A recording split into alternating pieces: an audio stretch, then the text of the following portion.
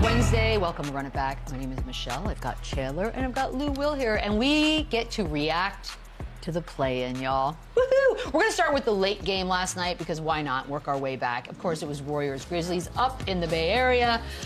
This was interesting. Warriors get that 7th seed, 121-116. Jimmy Butler 38 points. Steph Curry 37 points. Desmond Bane had 30, and John Morant finished with 22. He left the game in the third with an ankle injury. He did come back in the fourth. There's a lot of I don't know. I guess we can call it controversy, but we'll start with just the game itself. Real quick reaction before we get to that final possession. Well, it was an awesome game. Listen, the Grizzlies came out hot. They got off to a hot start.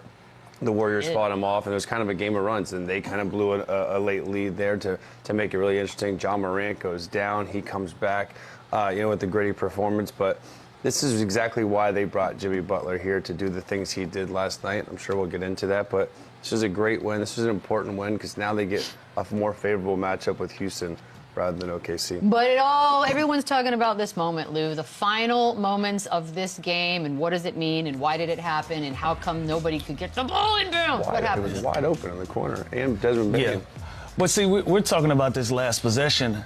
We got to go back. They had three or four different times in this game in the third and the fourth quarter where they couldn't get the ball in routinely. Wow. Like just Gary Payton being disruptive, taking passes away. Like that's what Moses Moody and Gary Payton II were doing this whole entire game, just being disruptive and making things difficult on them. So you shine a bright light on it at the end of the game when you can't get the ball in. But they had 3 or 4 different times before this that they had an issue with this, and so, but that comes with coaching, that comes with somebody that's not being there.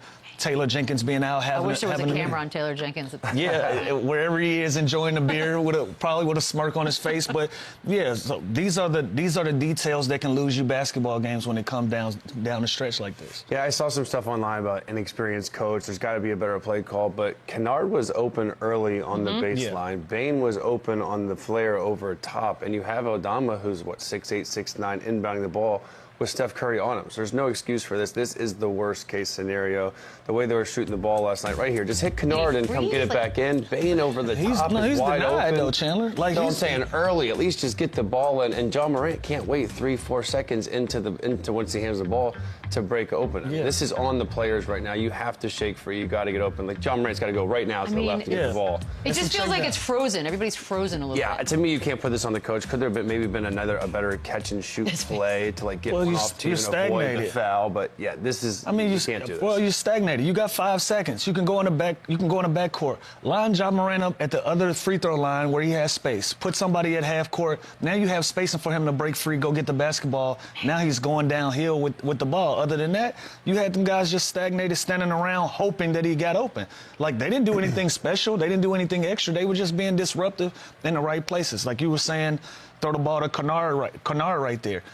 That kid right there throwing that ball out he's not going to throw that underneath the basket for the game. You know what I mean? And so you got to do something. Do anything besides what they did. Anything besides what you did. We can agree there. I think they were thinking get a catch and shoot to try and tie the game, obviously. If you throw it to Kennard, they're probably just fouling and putting him on the free throw line. Game's they're going to foul anyway. They were going to foul anyway. So bring them down. Anticlimactic, though, I think. Yeah. An ending like that, you're just like, that's. And again, Desmond Bane was shooting the ball great from 3 last night. If you got to draw up something to get a quick hit or a catch and shoot just to get a look at the rim, like the most important game this season, you have a chance to kind of steal one. They were getting destroyed. You got to get a shot off.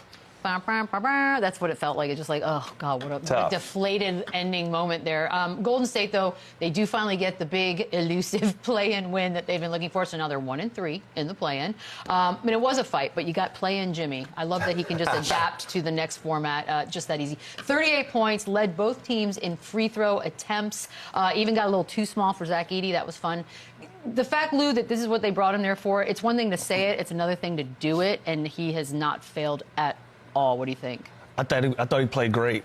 Early on, I was looking at the game. I thought Steph Curry was working too hard to get shots.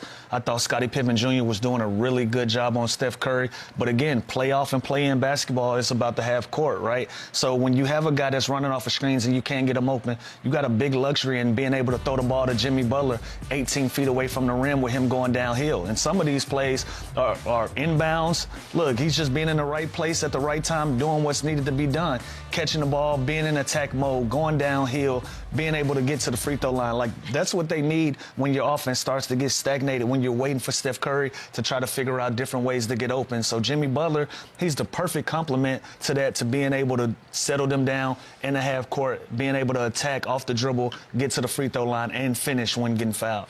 Yeah, Jimmy has found ways to master getting to the free throw line like nobody else. Him, SGA, James Harden, they have a gift of where they can initiate the offense. He can kind of be that point forward type. He doesn't need plays drawn up for him, but he plays hard. He plays the right way. He can set the screen. He can he can handle in the pick and roll. He does all these little things where he's almost that point forward out there that allows Steph to keep running off these screens, to shake free, to exhaust the defense. They were dead last in free throws and 27 in free throw percentage.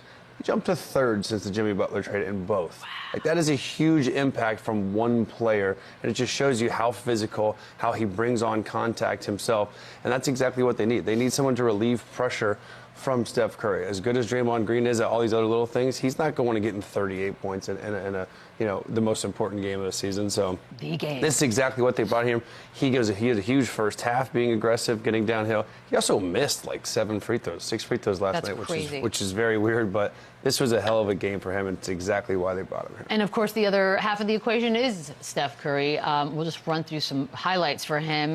The and one three in the first half. Then he gets 2 huge threes in the final 2 minutes, 4 free throws in the closing seconds, which seals the game for the Warriors. Jimmy called him Batman, the perfect Batman, after the game. Chandler, go ahead and give us your take on Steph's performance. Yeah, I mean, just look at these shots. Look at how he creates space. Look at he's got just defenders flying all over the place. How this irritating. is what he does. This is what he's done his entire career, and it's unbelievable that they have a guy that can kind of get you to the finish line, and Jimmy Butler, with obviously some impact and production from other guys. Quentin Post was great last night. Gary Payton was great last night. They're getting a collective effort from everybody. When the game's on the line, it's probably going to be a 2-man game from Jimmy Butler and Steph Curry, and he's going to do things like this. I gotta agree. And watching this game live, I thought Scottie Pippen Jr. was doing everything that he could to make it difficult on Steph Curry. He was denying him. He was guarding him up the floor, just being a pest on defense. And it didn't really matter. Like, Steph was still playing at his pace, still playing the way that he wanted to play. He got the shots that he wanted. Probably took more dribbles than he would have wanted to, but still, that's what makes him Steph Curry. That's what makes him a Hall of Fame caliber guy. Because I thought, listen, if this game comes down to him trying to get a shot open, I like Scottie Pippen Jr.'s chances with the way that he was playing. Instead, Steph Curry turned the heat up a notch, started running off of screens, getting and ones on three-pointers, using his ability to put the ball on the floor, getting to the rim to open up that three-point line. That's what sets him apart from everybody else. Just to sort of see where we are now, Lou, because the Warriors did blow a huge lead, but they also finished the